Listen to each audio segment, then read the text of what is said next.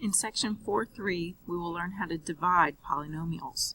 We will do two methods, polynomial long division and synthetic division. Both definitions you can find in your textbook, page 174 and page 175. Please write them in your journal. Now let's try an example of polynomial long division first.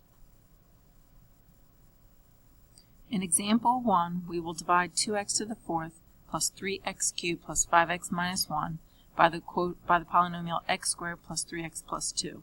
The first method we will do is long division, and the most important part is setting up long division.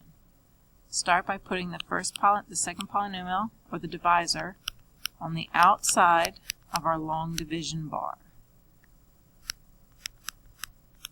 When you're writing the polynomial underneath the bar, make sure that you're not missing any exponents of x. For instance, we're starting out with 2x to the fourth, and then we want to write our cubed term, 3x cubed.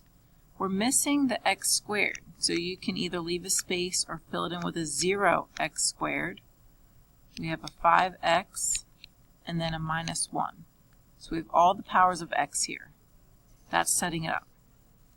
Now, right here, we want to put a number that when multiplied to x squared, it will equal 2x to the fourth. So what times x squared will equal 2x to the fourth? And that will be 2x squared. So now multiply 2x squared times the outer polynomial. 2x squared times x squared is 2x to the fourth.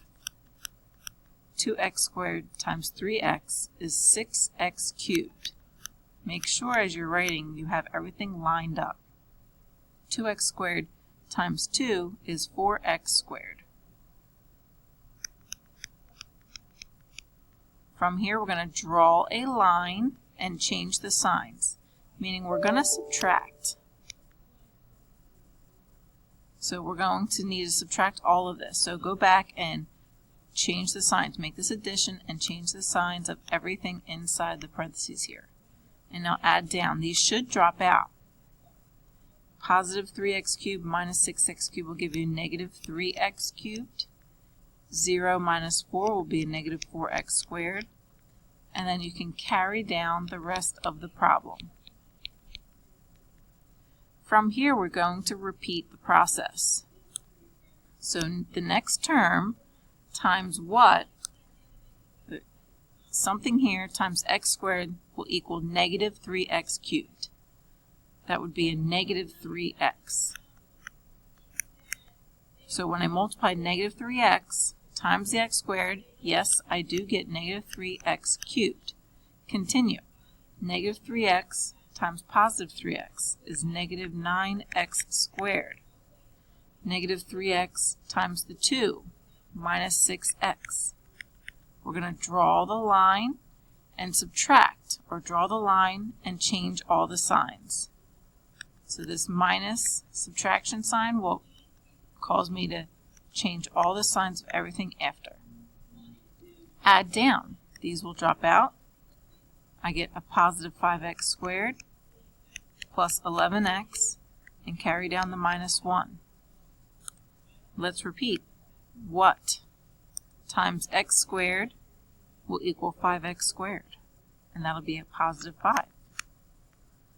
Now multiply the 5 times the outside polynomial. We'll get 5x squared plus 15x plus 10. Draw the line and change the signs.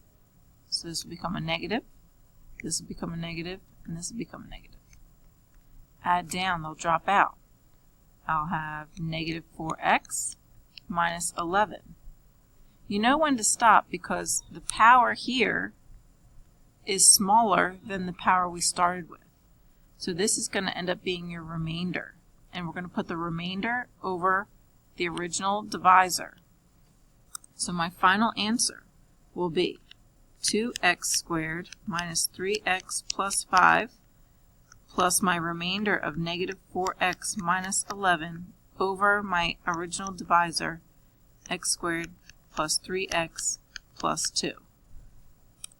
and this will be your final answer.